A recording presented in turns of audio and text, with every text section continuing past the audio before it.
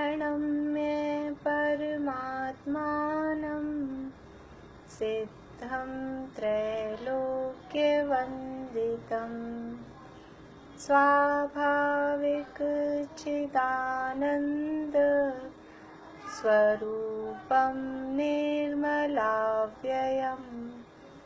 शुद्धजीवादिद्रव्याणां देशकं च जिनेश्वरम् द्रव्यसंग्रहसूत्राणां वृत्तिं वक्षे समासतः जीवमजीवं दवं जिणवरवसहेण जीर्णनेतिष्ठं देविन्दविन्दवन्दं वन्दे तं सर्वदा शिरसा कहे जीव अजीव जिनवर वृषभ ने लोक में वे वंद्य सुरपति वृंद से वंदन करूं कर जोड़ मैं जीवो भोग मओ अमुक्तिकर्ता सदेह परिमाणो भूता संसारथो सिद्धो सो विश्व सोढ़ गई।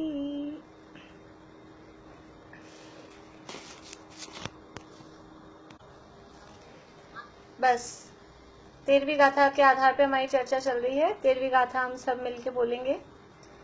मगण गुण ठाणे हिय 14 ही हवन्ति तह असुधनया विण्णेया संसारी सभ्ये शुद्धाहु शुद्धनया गई इंद्रिये सुकाये जोगे वेदे कसायनाणेय संजम दंसन लेसा भविया सम्मत सन्नियाहारे। द्रव्य संग्रह नामक ग्रंथ और इसकी ब्रह्मदेव सूरी की ये टीका है और इसके आधार पर 13वीं गाथा की चर्चा हमारी चल रही है। जीव संसार में स्थित है, इसका वर्णन इस 13वीं गाथा में मागना स्थान और गुण स्थानों के आधार पर यहाँ चल रहा है। गुण स्थानों की चर्चा हमारी हुई है और मार्गणाओं की चर्चा चल रही है। मार्गणा अर्थात जीव को खोजने के स्थान, जीव कहाँ कहाँ पाए जाते हैं वो मार्गणा स्थानों के माध्यम से जीवों को खोजा जाता है और ये मार्गणा स्थान 14 हैं।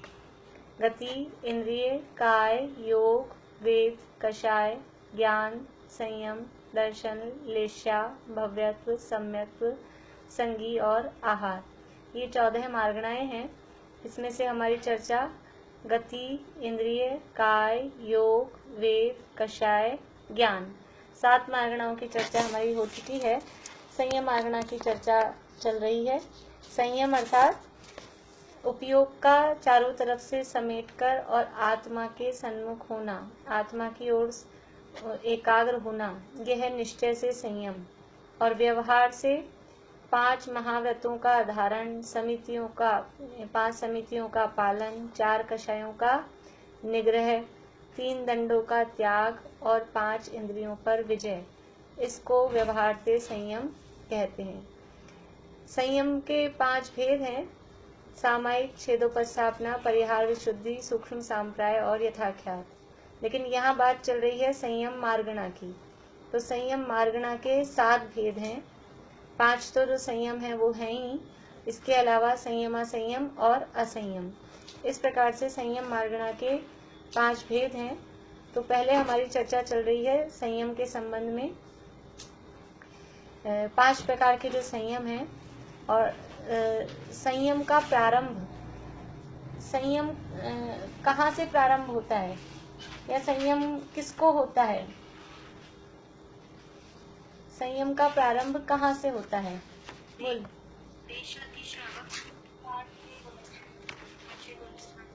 नहीं, पांचवें गुण स्थान से नहीं। हाँ, संयम का प्रारंभ छठे सातवें गुण स्थान से, यानी मुनि दशा।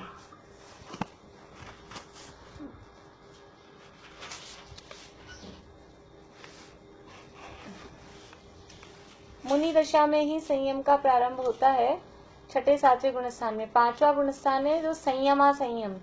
संयमा संयम का मतलब है कि संयम नहीं है, वो चीज ही अलग है, उसकी इसका एक स्थान ही अलग है।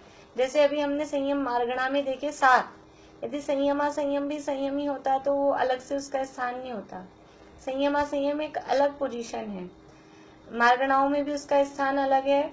शैवशमिक भाव के भेदों में देखेंगे तो शैवशमिक चारित्र, शैवशमिक सम्यक, तो शैवशमिक चारित्र और संयमा संयम। ये संयमा संयम में ना तो पूरा संयम है ना पूरा असंयम है, या कहें संयम भी नहीं है असंयम भी नहीं है, किसी अपेक्षा संयम है किसी अपेक्षा से असंयम है। इसलिए उसको हम पूर्ण रूप से संयम नहीं कह सकते, क्योंकि संयम का प्रारंभ होगा वो 3 कषाय चौकड़ी के अभाव पूर्वक होगा। 3 कषाय चौकड़ी के अभाव होने से संयम प्रकट कहा जाता है। तो संयम कब होता है? तो संजुलन कषाय के उदय से। 3 कषाय चौकड़ी का अभाव हुआ संजुलन कषाय के उदय से। तो संजुलन कषाय को 2 रूपों में कहा, एक बादर संजुलन और एक सूक्ष्म संजुलन यानी सूक्ष्म लोभ। तो ये जो संयम है, 5 प्रकार के संयम, अभी हम जो बात करेंगे केवल संयम यानी 5 प्रकार के संयम की बात। तो जो संयम है ये 5 प्रकार के संयम है, और इन 5 प्रकार के संयमों में किस किस का निमित्त है? तो बादर संजुलन का उदय, अथवा सूक्ष्म लोभ का उदय, अथवा संपूर्ण चारित्र मोह का उपशम, अथवा संपूर्ण चारित्र मोह या कहे मोहनीय कर्म का क्षय। बादर संजुलन का उदय, बादर संजुलन समझ में आया? सूक्ष्म लोभ को छोड़कर बाकी सारी कषाएं कहलाएगी बादर संजुलन। संजुलन कषाय में हमने गुणस्थान पढ़ लिए, तो अब ज्यादा यानी डिटेल करने की मुझे आवश्यकता नहीं है। 9वें गुणस्थान का नाम क्या है? 9वें गुणस्थान का नाम क्या है? बोलिए नीलम भाभी।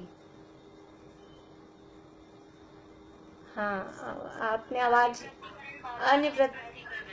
अनिवृत्तिकरण है, और दूसरा नाम क्या है? अनिवृत्तिकरण तो है बादर सांप्राय प्रविष्ट शुद्धि संयत। पूरा नाम क्या था उसका? बादर सांप्राय प्रविष्ट शुद्धि संयत। तो बादर सांप्राय 9वें गुणस्थान का नाम है बादर सांप्राय, यानी वहां पर संजुलन कषाय बादर रूप में है। जो भी कषायों का उदय है वो बादर यानी स्थूल है। और 10वें गुणस्थान का नाम है सूक्ष्म लोभ, तो वहां जो वो संजुलन लोभ का उदय है वो सूक्ष्म है। तो इसी आधार पर यहाँ जब हम चारित्र में निमित्त देख रहे हैं तो या तो बादर संजुलन का उदय है, या सूक्ष्म लोभ का उदय है, या मोहनीय कर्म का उपशम है, या मोहनीय कर्म का क्षय है। इन कर्म के इस रूप निमित्त की तरफ से ये संयम भाव उत्पन्न होते हैं। संयम निमित्त की तरफ से हम पूछेंगे तो संयम कैसे प्रकट होता है? तो संयम कब प्रकट होता है कि या तो बादर संजुलन का उदय हो, अथवा सूक्ष्म लोभ का उदय हो, अथवा मोहनीय कर्म का उपशम हो, अथवा मोहनीय कर्म का क्षय हो, तो संयम प्रकट होता है। हम ये 5 प्रकार के संयम में ये 4 बातें 5 संयम में घटित होती हैं। जैसे जैसे हम संयम का स्वरूप पढ़ेंगे वैसे वैसे हमको ये समझ में आ जाएगा। अभी हमारी बात चल रही है सामायिक और छेदोपस्थापना संयम। सामायिक और छेदोपस्थापना संयम दोनों ही संयम छठे सातवें दोनों गुणस्थानों में दोनों संयम होते हैं। यानी मुनि दशा का मतलब है मुनि दशा ग्रहण की जाती है, संयम धारण किया जाता है। तो संयम धारण करते समय, मुनि दशा धारण करते समय प्रतिज्ञा ये ली जाती है कि हम सामायिक संयम को या सामायिक चारित्र को ग्रहण कर रहे हैं, सामायिक चारित्र को अंगीकार कर रहे हैं। तो ये सामायिक चारित्र के ग्रहण रूप ये सामायिक संयम है। और इसी के साथ में छेदोपस्थापना चारित्र भी या छेदोपस्थापना संयम भी होता है। दोनों एक सिक्के के दो पहलू हैं। अभेद दृष्टि से जिसे सामयिक संयम कहा जाता है, भेद दृष्टि से उसे ही छेदोपस्थापना संयम कहा जाता है। समस्त सावध्य योग का अभेद रूप से त्याग करना। देखिए सामयिक का अर्थ क्या होता है, हमने जो आज तक सामयिक शब्द पढ़ा है उसका अर्थ क्या है। सामयिक का अर्थ है समता भाव, राग द्वेष का त्याग करके जो समता भाव है उसका नाम सामयिक है। तो यहाँ सामयिक संयम में भी सामयिक का वो अर्थ बराबर लागू है कि बाहर में कुछ विकल्प नहीं करना, बस अभेद रूप से सामान्य रूप से कि हम पापों का सावध्य योग का त्याग है, और ऐसा समझ लीजिए इस त्याग पूर्वक और अपने आत्म स्वरूप में लीन होना, राग द्वेष का अभाव पूर्वक समभाव में स्थित होना, उसका नाम सामयिक चारित्र है।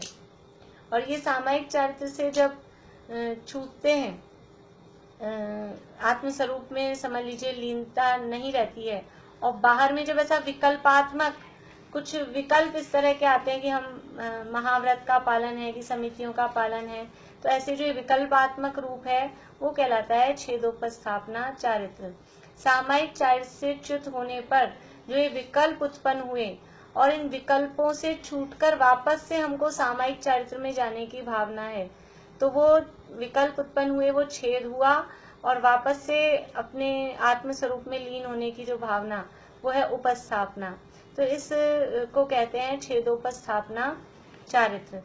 देखिए इसके लिए अपने जो ये अपनी वृहद द्रव्य संग्रह जिसके आधार से अपन पढ़ रहे हैं, वो वृहद द्रव्य संग्रह ब्रह्मदेव सूरी की जो टीका है, इसका आप लोग निकालिए, पेज नंबर है 167। वृहद द्रव्य संग्रह, ये वाली जो अपनी पुस्तक जो अपन पढ़ रहे हैं ब्रह्मदेव सूरी की टीका, इसका पेज नंबर 167। यहाँ चारित्र का वर्णन दिया है, ये 5 प्रकार के चारित्र।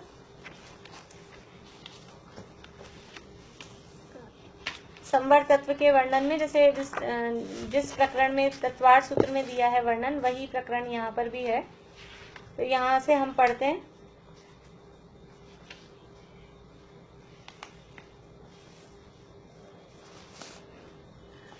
मिल गया सबको? देखिए इसका बीच का पैरा है। अब चारित्र का कथन करते हैं। शुद्धोपयोग लक्षण निश्चय रत्नत्रय मयी परिणति रूप निज शुद्धात्म स्वरूप में जो चरना स्थिति करना वह चारित्र है। यहाँ चारित्र का प्रकरण है। चारित्र और संयम एक अर्थ में भी यूज आते हैं। हमारे को वहाँ यहाँ मार्गणा में संयम नाम है और यहाँ जो प्रकरण है वो चारित्र का है। पेज नंबर 167 वृहद द्रव्य संग्रह, जो पुस्तक हम पढ़ रहे हैं वृहद द्रव्य संग्रह जो टीका, उसका पेज नंबर है 167, उसका बीच का पैरा है।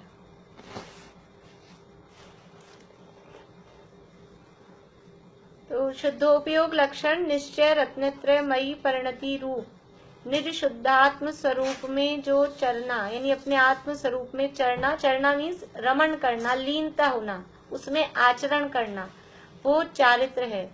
वह तारतम्य भेद से 5 प्रकार का है। वह इस प्रकार: सर्व जीव केवल ज्ञान में है, ऐसी भावना से जो समता रूप परिणाम वह सामायिक है। सामायिक किसे कहते हैं? समता भाव का नाम सामायिक है। तो कैसी भावना से समता भाव आती है कि सर्व जीव केवल ज्ञान में है, यानी सभी जीव, जैसे बोलते हैं सर्व जीव है सिद्ध सम, जो अपनी इस गाथा में भी आता है, सव्वे शुद्धाहु शुद्ध नया, ये जो पद अपनी 13वीं गाथा में आता है कि शुद्ध नय की दृष्टि से सभी जीव शुद्ध हैं, सभी जीव भगवान हैं, सभी जीव समान हैं, इस तरह की जो भावना है। तो ऐसा विचार करने से क्या होगा? फिर किसी में राग द्वेष होगा क्या? जब सब जीव भगवान दिखेंगे, सब जीव समान दिखेंगे, सब जीव केवल ज्ञान में है यानी भगवान है, तो द्रव्य स्वभाव से सब जीव एक से दिखेंगे, तो फिर ना किसी से राग होगा ना किसी से द्वेष होगा कि ये हम ऐसा मानते हैं इसने मेरा बुरा किया तो उससे द्वेष होता है, और हम ऐसा मानते हैं इसने मेरा अच्छा किया तो राग होता है। और जब ऐसा समझ में आए कि ये भी भगवान है, मैं भी भगवान हूँ, सब भगवान है, तो ना किसी से राग होता है ना किसी से द्वेष होता है। यशोधर मुनिराज के गले में राजा श्रेणिक ने मरा हुआ सर्प डाला और रानी चेलना ने समझ लीजिए उनको उपसर्ग को दूर करने का प्रयास किया, उनके निमित्त से उपसर्ग दूर हुआ। और मुनिराज ने आंख खुलते ही दोनों को एक सा आशीर्वाद दिया, सद्धर्म वृद्धिरस्तु। तो ये मुनिराज किस बल पर दोनों के प्रति ऐसा समता भाव रख सके, क्योंकि उनको चेलना भी द्रव्य दृष्टि से वो भी एक भगवान है, भव्य जीव है, और जो श्रेणिक है ये भी भगवान है, भव्य जीव है, अगले ही भाव में दूसरे भाव में मोक्ष जाने वाला है। ऐसा वो सब जीवों को समान देख रहे थे। तो सब जीव केवल ज्ञान में है, ऐसी भावना से जो समता रूप परिणाम, समता मीन्स राग द्वेष के अभाव रूप जो परिणाम है वह सामायिक है, अथवा परम स्वास्थ्य के बल से युगपत समस्त शुभाशुभ संकल्प विकल्पों के त्याग रूप समाधि जिसका लक्षण है वह सामायिक है। परम स्वास्थ्य के बल से, स्वास्थ्य किसे कहते हैं? स्वास्थ्य किसे कहते हैं? हाँ बोलिए निशा आंटी।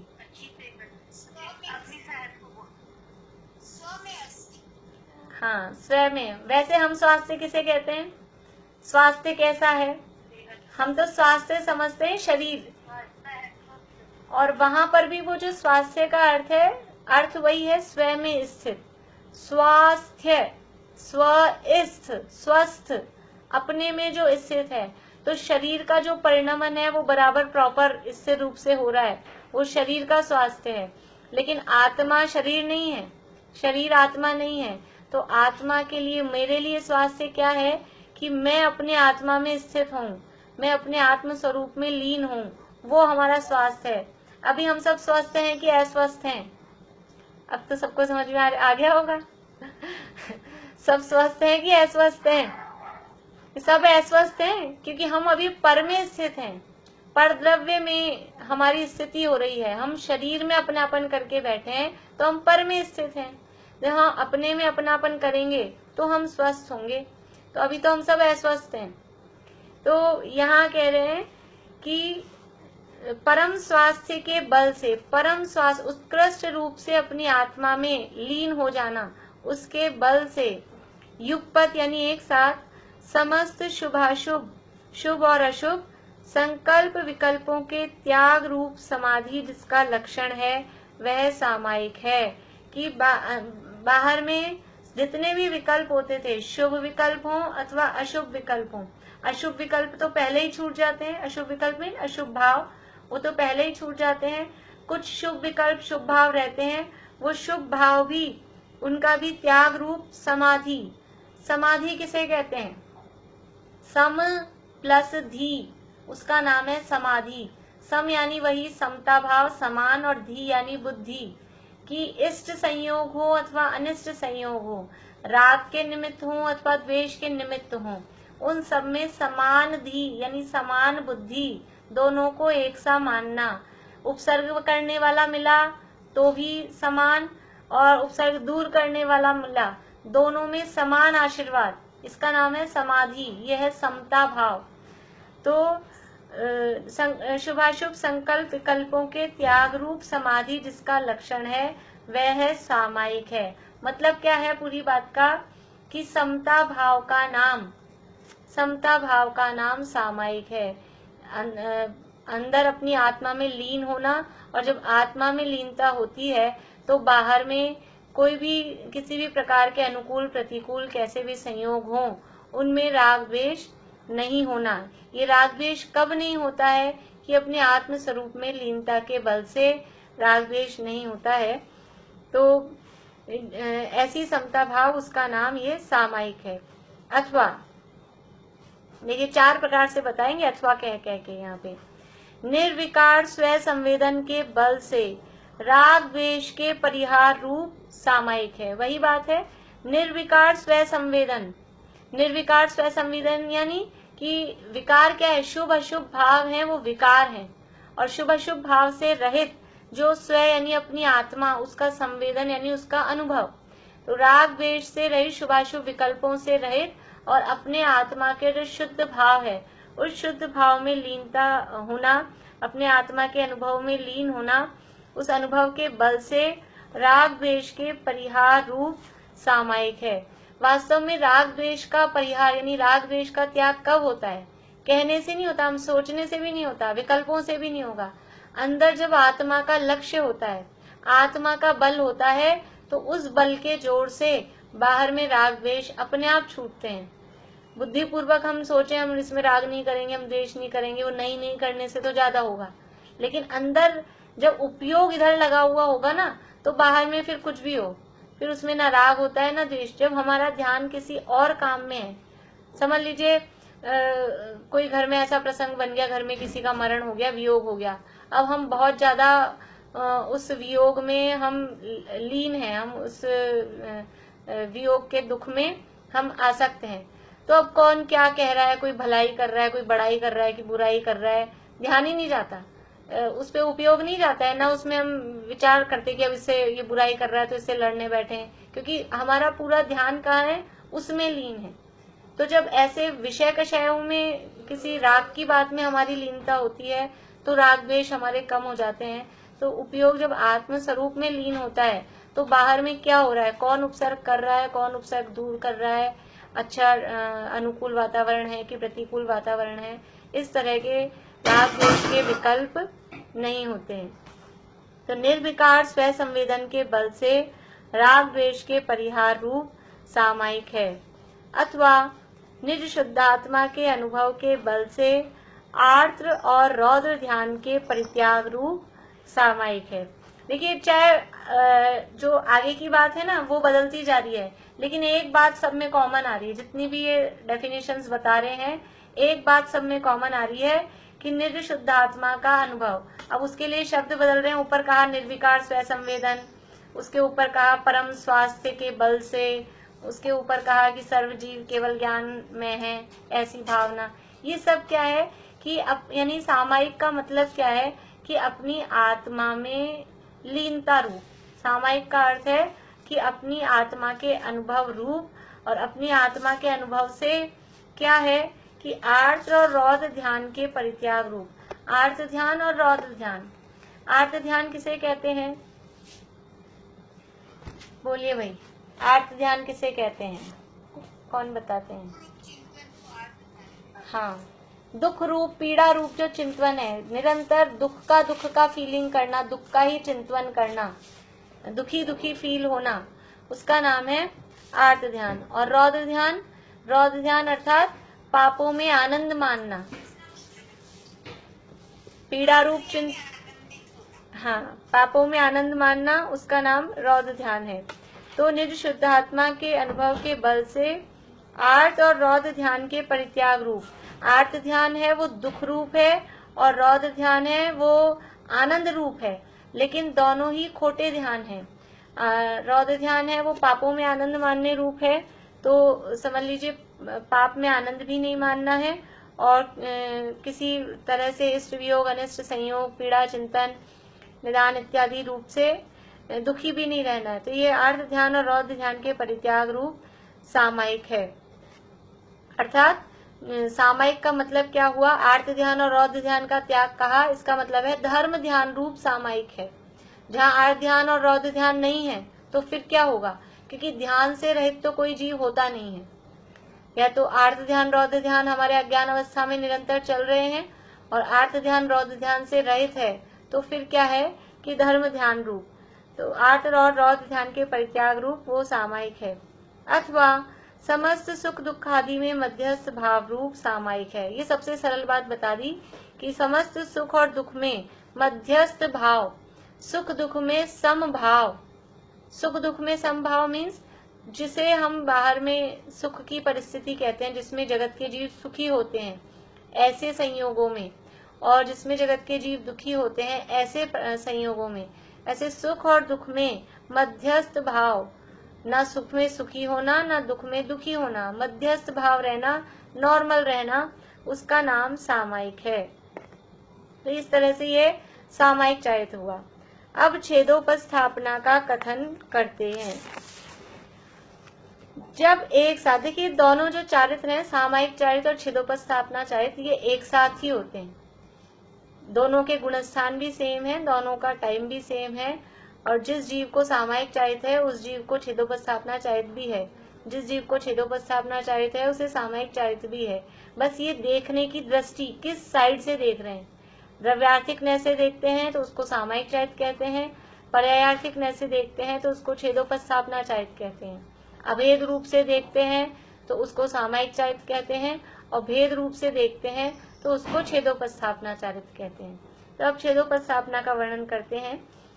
जब एक साथ समस्त विकल्पों के त्याग रूप परम सामायिक में स्थित होने में यह जीव अशक्त होता है, तब समस्त हिंसा, असत्य, चोरी, अब्रह्म और परिग्रह से विरति वह व्रत है।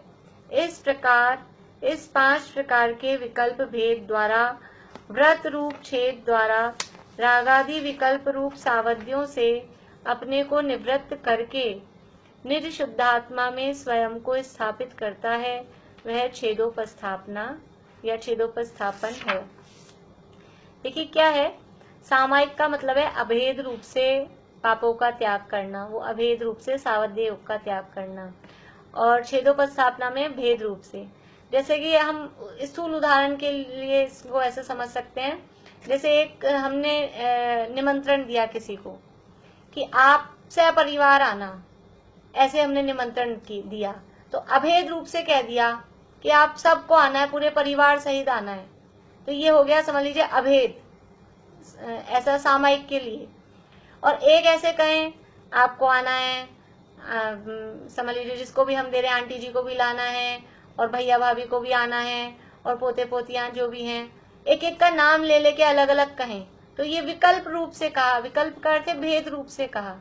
तो बात दोनों में एक ही है, एक कॉमन से कह दिया आपको विद फैमिली सहपरिवार आना है, या भेद रूप से इकट्ठा कह दिया, और एक एक का नाम ले लेके अलग अलग कहा, अंकल जी को आना है, आंटी जी को आना है, भैया जी को आना है, भाभी जी को आना है, तो अलग अलग से कहा, तो ये भेद करके कहा। बस सामायिक चारित्र में और छेदोपस्थापना चारित्र में यही फर्क है, बात चीज दोनों एक ही है। एक ही है का मतलब एक ही है बिल्कुल ऐसा नहीं, दो हैं तब तो दो कहे हैं, लेकिन एक दूसरी साइड से है, उसको इस तरफ से देखते हैं और उसको उस तरफ से देखते हैं, इतना अंतर है। तो जब एक साथ समस्त विकल्पों के त्याग रूप परम सामायिक में स्थित होने में जीव अशक्त होता है, जिस समय वो अभेद रूप सामायिक में स्थित होने में अशक्त होता है, तब समस्त हिंसा, असत्य, चोरी, अब्रह्म और परिग्रह यानी जो 5 पाप हैं, हिंसा, असत्य यानी झूठ, चोरी, अब्रह्म यानी कुशील और परिग्रह से विरति वह व्रत है। इस प्रकार 5 प्रकार के विकल्प भेद द्वारा, यानी ऐसा अलग अलग, एक तो ऐसे सामान्य रूप से कह दिया हमने पापों का त्याग किया, और एक अलग अलग करके कहना हमने हिंसा का, झूठ का, चोरी का, कुशील का, इस तरह से विकल्प कहना, मीन्स मन में ऐसे विकल्प रूप से विचार करना। तो विकल्प द्वारा, व्रत रूप छेद द्वारा, ये जो व्रतों का विकल्प है, मुनिराज 5 महाव्रतों का पालन करते हैं, 5 समितियों को धारण करते हैं, तो ये जो ये है विकल्प, ये कहलाता है विकल्पात्मक चारित्र। निर्विकल्प चारित्र तो क्या है कि अपने स्वरूप में लीन होना, आत्म स्वरूप में लीन होना। इसमें कोई, जिस समय आत्म स्वरूप में लीन है उस समय बाहर में जीवों की हिंसा हो रही है क्या? उस समय भी जीवों की हिंसा नहीं हो रही है। झूठ, चोरी, कुशील, परिग्रह कुछ हो रहा है क्या? उस समय भी नहीं हो रहा है, उस समय भी पापों का त्याग है, लेकिन वो अभेद रूप में है, अभी आत्मा में अभेद है, बाहर में कोई इस तरह का विकल्प नहीं है। और जब गमन कर रहे हैं, आहार कर रहे हैं, विहार कर रहे हैं, कुछ उठा रहे हैं, रख रहे हैं, ऐसी क्रियाएं कर रहे हैं, उस समय वो विकल्पात्मक है कि 4 हाथ जमीन देखकर चल रहे हैं, भोजन कर रहे हैं तो देख शोध के भोजन ले रहे हैं, कुछ उठा रहे हैं, रख रहे हैं, तो उसमें वो जीवों को रक्षा करने का परिणाम है, तो ये कहलाता है विकल्पात्मक चारित्र।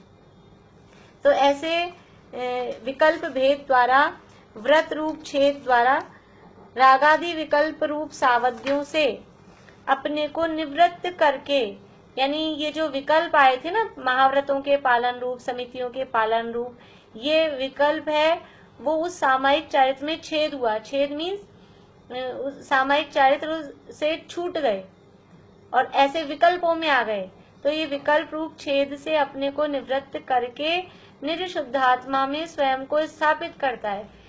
आत्मा में लीनता रूप दशा नहीं रह पाई, तो बाहर में आहार का, विहार का, निहार का, कुछ उठाने रखने का ये विकल्प आते हैं, और इन विकल्पों के आने के बाद में इन विकल्पों से भी छूटकर वापस से अरे मैं ये क्या इन कामों में लग गया, अपने को तो आत्मा में लीन होना है, तो फिर से वो निशुद्धात्मा में जो स्वयं को स्थापित करता है वह छेदोपस्थापना चारित्र अथवा छेदोपस्थापना संयम है।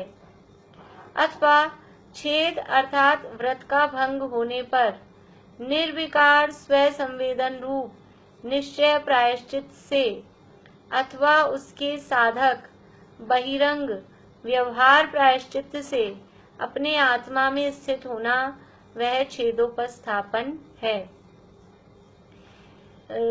जब आत्मा में देखिए मुनि दशा का ग्रहण होता है आत्मा में लीन होने के लिए, मुनि दशा अंगीकार की जाती है, ग्रहण की जाती है कि हम आत्मा में ही स्थित रहें, लेकिन कंटिन्यूअसली आत्मा में लीन नहीं रहा जाता है। मुनि राजों के भी कंटिन्यू आत्मा में लीन हो जाए मुनि बनते ही तो केवल ज्ञान हो जाए, लेकिन ये जो संजुलन कषाय के उदय रहते हैं, छठे गुणस्थान में तीव्र उदय है, सातवें में मंद उदय है, तो संजुलन कषाय के उदय के कारण से वो लगातार आत्मा में लीन नहीं रह पाते हैं। तो आत्मा में लीन नहीं रह पाते हैं तो क्या होता है कि बाहर में ऐसे शुभ विकल्प आते हैं, महाव्रत के रूप, समितियों के रूप, गुप्ती पालन करने के रूप, इस तरह के ये शुभ विकल्प आते हैं। तो ये जो शुभ विकल्प आना है उसको वो दोष समझते हैं कि हम आत्मा में लीन नहीं रह पाए, बाहर में इन क्रियाओं में लगे, उसको दोष समझते हैं। तो व्रत का भंग होने पर, ये व्रत कौन सा भंग हुआ, महाव्रत आदि भंग नहीं है, ये सामायिक व्रत भंग हुआ। तो व्रत का भंग होने पर निर्विकार स्व संवेदन रूप निश्चय प्रायश्चित से अथवा उसके साधक बहिरंग व्यवहार प्रायश्चित से अपने आत्मा में स्थित होना वह छेदोपस्थापन चारित्र है। यानी छेदोपस्थापन चारित्र भी वापस से आत्मलीनता रूप आत्मा की तरफ जाना, उसी का नाम छेदोपस्थापन चारित्र है। और सामायिक चारित्र भी आत्मा में लीनता, उसी का नाम सामायिक चारित्र है। लेकिन छेदोपस्थापन कब कहा कि वो आत्मा में लीनता से छूटकर जब कुछ महाव्रत आदि क्रियाओं में लगे और अब दोबारा से जब आत्मा में लीनता कर रहे हैं तो उसको कहा छेदोपस्थापन चारित्र, और वो आत्मा में लीन है तो अब उसको कहा सामायिक चारित्र। इसलिए देखा जाए तो वो दोनों वास्तव में एक ही हैं, एक से ही हैं, लेकिन वो देखने का दृष्टिकोण, कहने के जो पद्धति है उसकी अपेक्षा से दो प्रकार के कहे हैं। तो इस तरह से ये सामायिक चारित्र और छेदोपस्थापना चारित्र की बात हुई, और ये दोनों ही चारित्र छठे गुणस्थान से लेकर 9वें गुणस्थान तक, छठे प्रमत्त संयत गुणस्थान से लेकर 9वें अनिवृत्तिकरण गुणस्थान तक सामायिक और छेदोपस्थापना दोनों प्रकार के चारित्र पाए जाते हैं। अब परिहार विशुद्धि का कथन करते हैं। यहाँ तक कुछ पूछना है किसी को?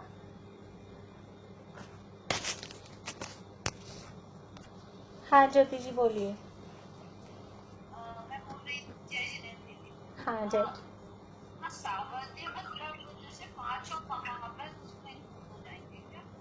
जैसे आपने कल बताया था पापों को, पापों को अवैध रूप से त्याग। सावध्य का मतलब होता है पाप की क्रिया।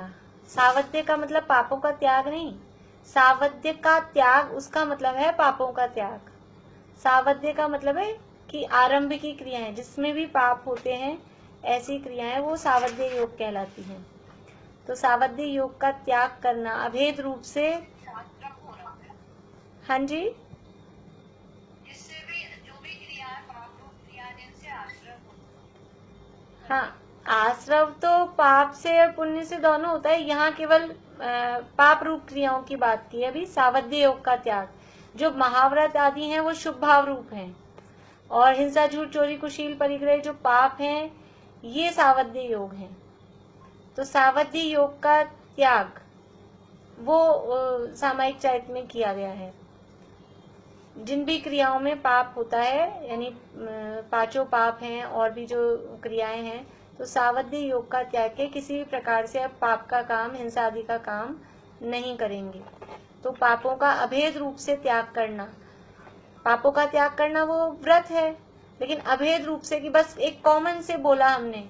जैसे हमने ऐसा नियम लिया कि हमारा जमी कंद का त्याग है, तब जितनी भी जमी कंद है वो सब कॉमन रूप से उसमें आ गई, और एक हम अलग केवल नाम लेके कहें कि ये आलू का, कि अदरक का, कि गाजर का, कि मूली का, तो वो भेद करके कहा। बस ये सामायिक में और छेदोपस्थापना में ऐसे अभेद और भेद, इसका फर्क है। छेदोपस्थापना चारित्र का मतलब ये नहीं है कि महाव्रत आदि रूप प्रवृत्ति करना वो छेदोपस्थापना चारित्र है। छेदोपस्थापना चारित्र का मतलब है कि वो जो महाव्रत आदि रूप प्रवृत्ति हुई, उससे वापस से आप उस प्रवृत्ति से छूटकर वापस से आत्मा में लीन होने रूप जो दशा है, उसका नाम छेदोपस्थापना चारित्र है। और सामायिक चारित्र है वो आत्मा में लीनता रूप है ही। तो दोनों ही चारित्र में आत्मलीनता है। चारित्र का नाम ही आत्मा में रमणता, उसका नाम चारित्र है। तो दोनों ही चारित्र में आत्मा में लीनता रूप है, लेकिन एक वो दोबारा से आना वो छेदोपस्थापना है, और एक वो आत्मा में लीनता ही रूप दशा है, वो सामयिक है। बस एक को समझ लीजिए, वही अपेक्षाओं का कथन है, दोनों एक सिक्के के ही दो पहलू हैं। छेदोपस्थापना मतलब जैसे जैसे आप तो 100 नंबर देंगे, हम अगर हम किसी चीज को एक आधे से छूट गया तो फिर से वापस से 100 कर लेंगे, फिर वापस आ जाना कुछ। हाँ, छेदोपस्थापना का मतलब है कि जो हमने ग्रहण किया था, यानी जो नियम हमने लिया था, नियम क्या लिया था कि आत्मा में लीन समता भाव में स्थित रहेंगे। समता भाव में स्थित रहेंगे मतलब आत्मा में लीन रहेंगे, लेकिन वो आत्मा में लीनता नहीं रही, ये हो गया छेद। क्योंकि बाहर में महाव्रत आदि रूप प्रवर्तन किया तो ये हुआ छेद। अब वापस से वो आत्मा में लीनता रूप जो दशा हो रही है दोबारा, उसका नाम है उपस्थापना। तो ये दोनों मिलके हुए छेदोपस्थापना। तो सामायिक चारित्र में लीन होना, वो यानी आत्मा में स्थित रहना राग द्वेष के अभाव पूर्वक, वो सामायिक चारित्र है। और सामायिक चारित्र से छूटकर दोबारा से अब सामायिक की तरफ जा रहे हैं, उसका नाम छेदोपस्थापना है। दोनों में ही आत्मा में लीनता ही है, और आत्मा में लीनता की लिए ही प्रयास है। बस वो दोबारा से आए, इसलिए जैसे किसी को कहते हैं ये भी फॉरेन रिटर्न है। फॉरेन रिटर्न भी है तो इंडिया में, तभी तो रिटर्न कह रहे हैं उसको। एक तो जो इंडिया में है वो है ही, और एक फॉरेन रिटर्न है। हाँ जी, आवाज नहीं आ रही है? आवाज नहीं आ रही? आ रही है भाभी, आ रही है, और तो सब म्यूट भी हैं। आप थोड़ी वॉल्यूम बढ़ा के देखिए। नेट की प्रॉब्लम होती है ना तो भी आवाज़ नहीं आ पाती है, जिसकी भी नेट की प्रॉब्लम चलती है आजकल, पता नहीं कुछ ज़्यादा ही बहुत लोग बार बार में बीच बीच में छूटते जाते हैं।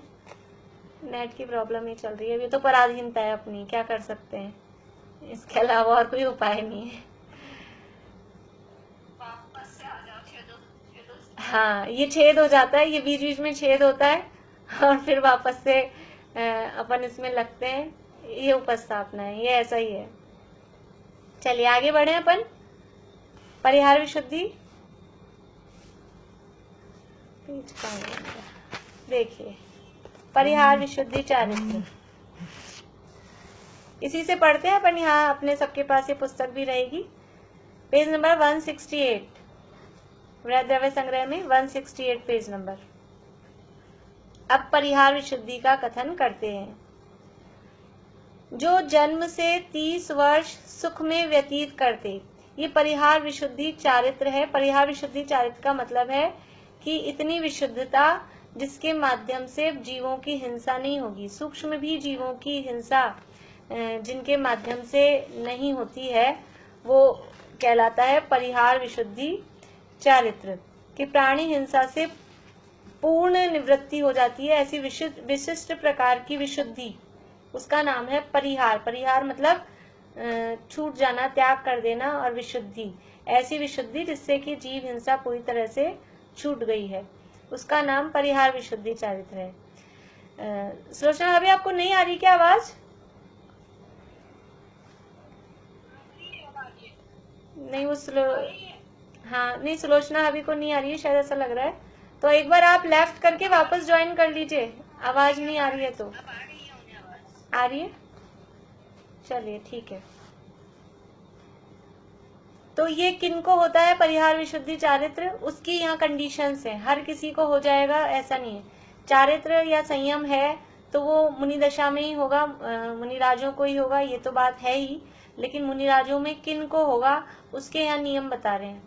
पहला पॉइंट, जो जन्म से 30 वर्ष सुख में व्यतीत करके, यानी जन्म से लेकर 30 साल तक तो सुख पूर्वक गृहस्थ अवस्था में रहे।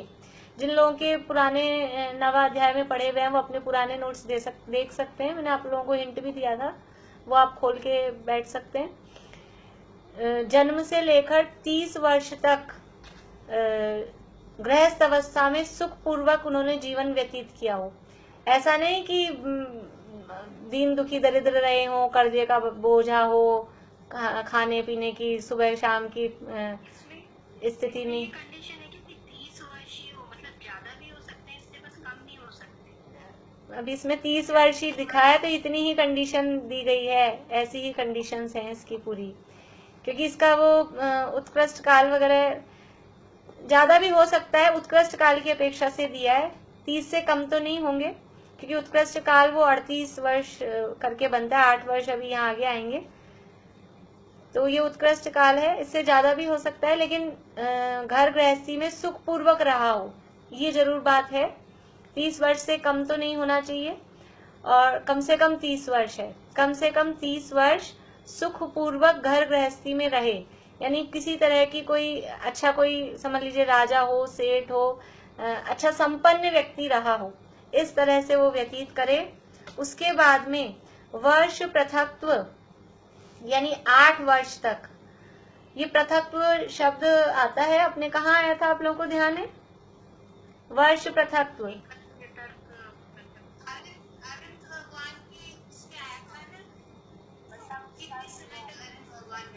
हाँ बढ़िया। तीर्थंकर नहीं, एकत्व तर्क वाला पृथक वो अलग है। हाँ ठीक है, वो जो एकत्व वितर्क, वो जो शुक्ल ध्यान के भेद हैं वो अलग है। ये आया पृथक्त्व शब्द है, वर्ष पृथक्त्व, ये शब्द अपना आया था 13वें गुणस्थान में, जब अपन ने तीर्थंकर केवलियों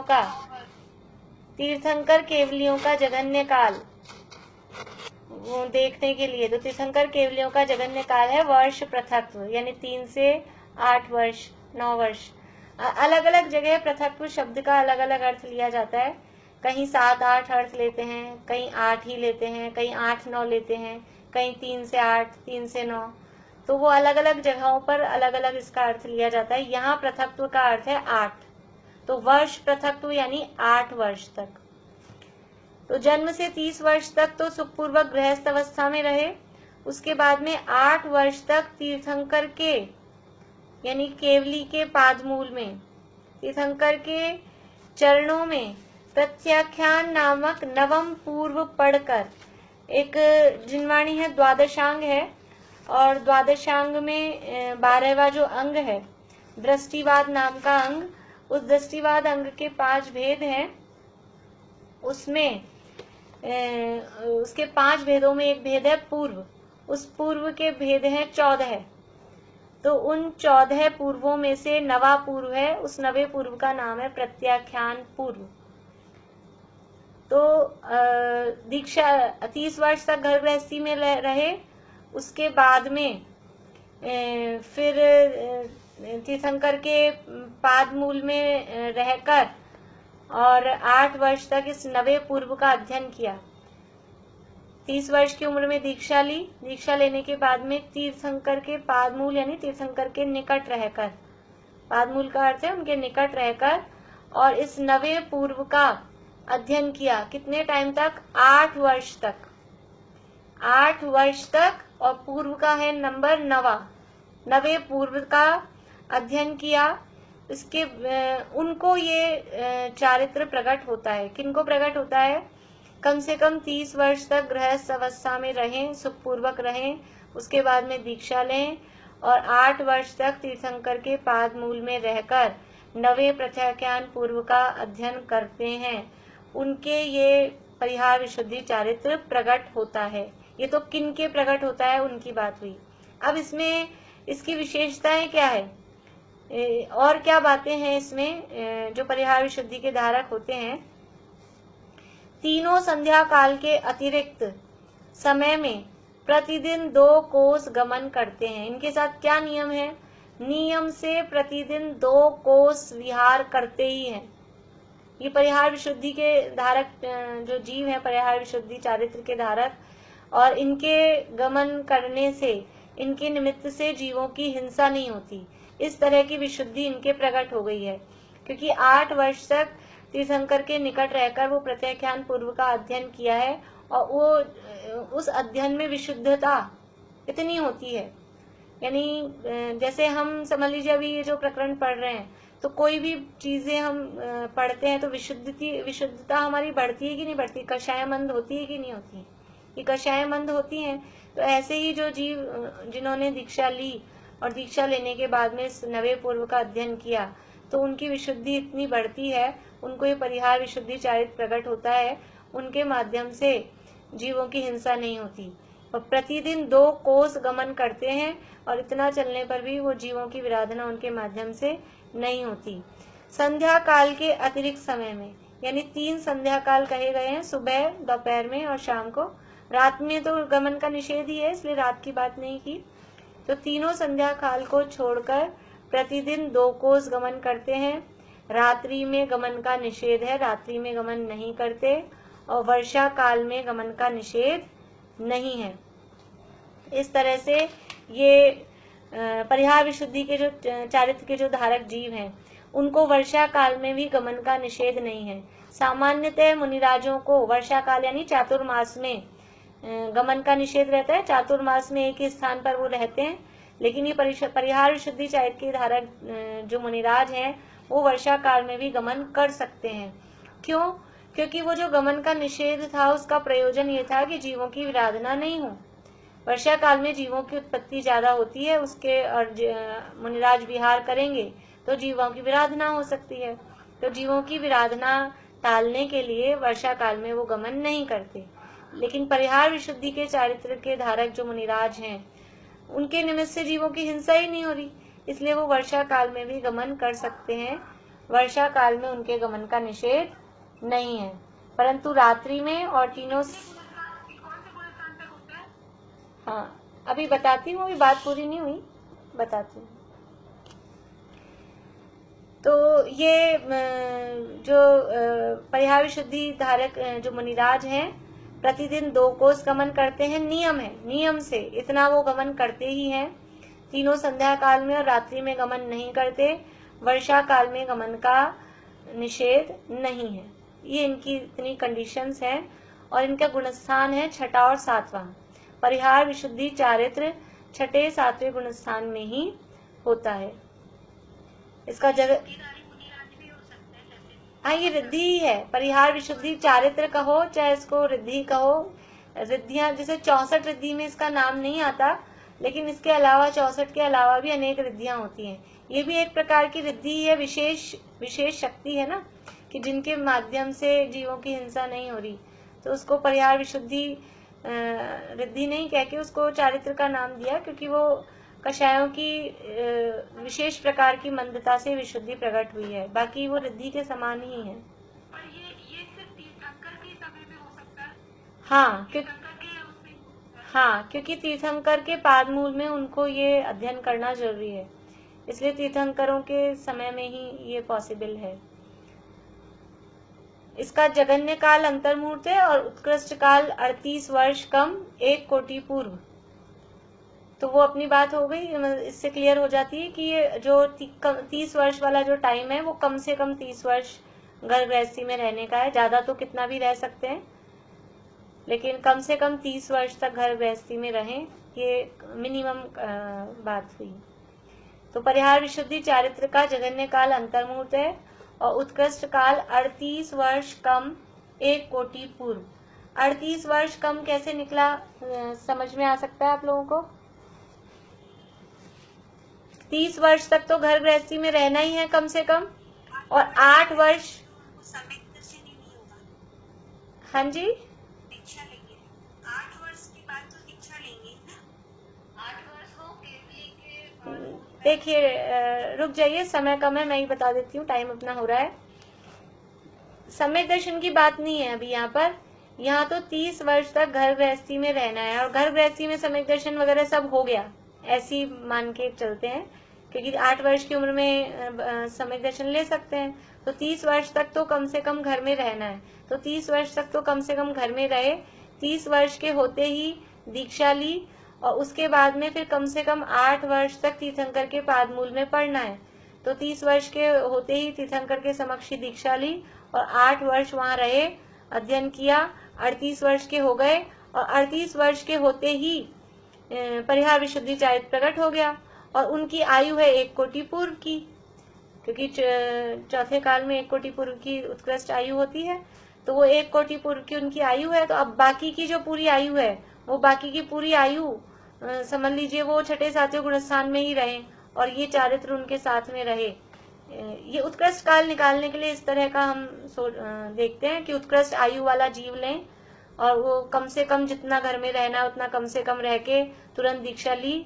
दीक्षा लेते ही 8 वर्ष में, क्योंकि ऐसा भी हो सकता है कोई घर में 50 वर्ष रहे और दीक्षा तो ले ली, दीक्षा लेने के बाद तीर्थंकर का उनको संयोग नहीं मिला, 10 साल बाद तीर्थंकर का संपर्क हुआ, उसके बाद में 8 साल फिर उन्होंने पढ़ाई की, तो उसमें तो उत्कृष्ट काल कम बनेगा, क्योंकि उनके 60-70 साल तो ऐसे ही निकल गए हैं। तो यहाँ उत्कृष्ट काल निकालना है, तो मिनिमम जितना घर में रहना है उतना मिनिमम घर में रखा, और दीक्षा ली, और तुरंत ही तीर्थंकर मिल गए, तो 8 साल तीर्थंकर के पास पढ़े, तो 38 वर्ष यूं ही निकले। अब 38 वर्ष के बाद में अब जितना भी समय है उनकी लाइफ का, जीवन का, वो सारा वो परिहार विशुद्धि चारित्र के साथ में रहे। तो वो उत्कृष्ट काल इस तरह से 38 वर्ष कम 1 कोटि पूर्व, ये उत्कृष्ट काल परिहार।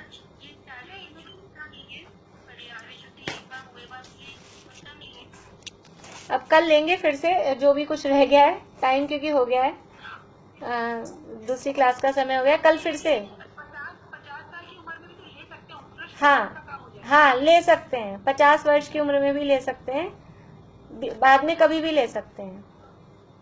पर फिर चतुर्थ काल नहीं होगा। हाँ बिल्कुल, हाँ हाँ। अभी जयजनेर, अब बाकी प्रश्न अपन कल फिर से ये काल की चर्चा कल फिर से करेंगे। जय जिनेन्द्र, जय जिनेन्द्र।